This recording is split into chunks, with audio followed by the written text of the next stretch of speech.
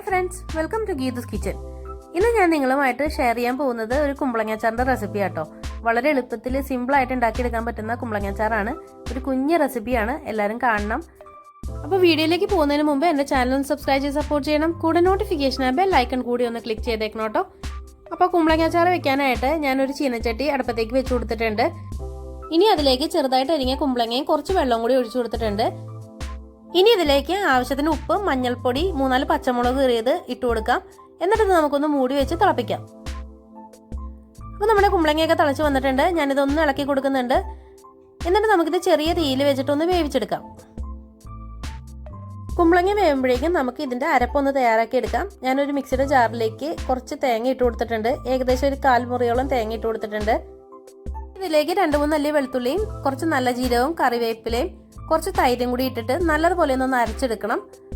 ആവശ്യത്തിന് വെള്ളം കൂടി ചേർത്തിട്ട് നല്ലതുപോലെ ഒന്ന് അരച്ചെടുക്കാം കേട്ടോ. കുമ്പളങ്ങ ഞാനൊന്ന് ഇടയ്ക്ക് തുറന്ന് ഇളക്കി കൊടുക്കുന്നുണ്ട്. അരപ്പ് അരച്ചെടുത്തപ്പോഴേക്കും നമ്മുടെ കുമ്പളങ്ങയ്ക്ക് വെന്ത് വന്നിട്ടുണ്ട്. ഇനി ഞാൻ ഫ്ലെയിം ഓഫ് ചെയ്ത് വെച്ചതിന് ശേഷം നമ്മൾ അരച്ചെടുത്ത അരപ്പ് ഇതിലേക്ക് ചേർത്ത് കൊടുക്കുകയാണ്. നമുക്ക് ചാറ് കൂട്ടാനായിട്ട് ആവശ്യത്തിനുള്ള വെള്ളം നമുക്ക് ഇതിലേക്ക് ചേർത്ത് കൊടുക്കാം. ഞാൻ ആ മിക്സിയുടെ ജാറൊക്കെ ഒന്ന് കഴുകി ഒഴിച്ചിട്ടുണ്ട്. ഇനി നമുക്ക് ഒന്ന് ഫ്ലെയിം ഓൺ ചെയ്ത് വെച്ചിട്ട് ചെറിയ തീയിൽ ഒന്ന് തീ കായ്ച്ചെടുക്കാം. അപ്പോൾ നമ്മുടെ കറിയൊക്കെ നല്ലോണം ചൂടൊക്കെ ആയിട്ടുണ്ട്. ചെറുതായിട്ട് ഒന്ന് നൊരയൊക്കെ വരാൻ തുടങ്ങിയിട്ടുണ്ട്. ഇനി നമുക്കിതൊന്ന് മാറ്റി വയ്ക്കാം. ഇനി നമുക്ക് ഇതിലേക്ക് ഒന്ന് താളിച്ചിടണം. ഞാനൊരു ചെറിയ ചീനച്ചട്ടി അടുപ്പത്തേക്ക് വെച്ച് കൊടുത്തിട്ടുണ്ട്. അതിലേക്ക് ആവശ്യത്തിന് വെളിച്ചെണ്ണ ഒഴിച്ചു കൊടുത്തിട്ടുണ്ട്. ഇനി എണ്ണ ചൂടായി കഴിയുമ്പോൾ കുറച്ച് കടുക് ഇട്ട് കൊടുക്കാം.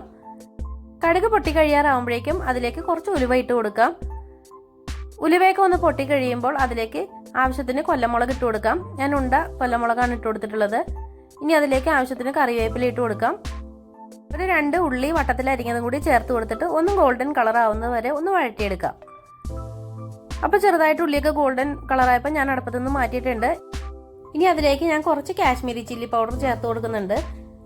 അപ്പോൾ മുളക് പൊടി ചേർത്ത് കൊടുത്തിട്ട് ഒന്ന് മിക്സ് ചെയ്തിട്ട് നമുക്കിത് ചാറിലേക്ക് ചേർത്ത് കൊടുക്കാം.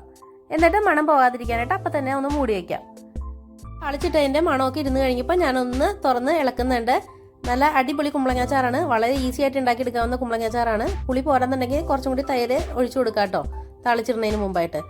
അപ്പോൾ എല്ലാവരും ഒന്ന് ട്രൈ ചെയ്ത് നോക്കണം. വീഡിയോ ഇഷ്ടമായ ലൈക്ക് ചെയ്യണം. നിങ്ങളുടെ പ്രിയപ്പെട്ടവർക്ക് ഷെയർ ചെയ്ത് കൊടുക്കാൻ വേണ്ടി മറക്കരുത്. അപ്പോൾ അടുത്തൊരു നല്ല റെസിപ്പിയുമായി വരുന്നതുവരെ എല്ലാവർക്കും ഗുഡ് ബൈ.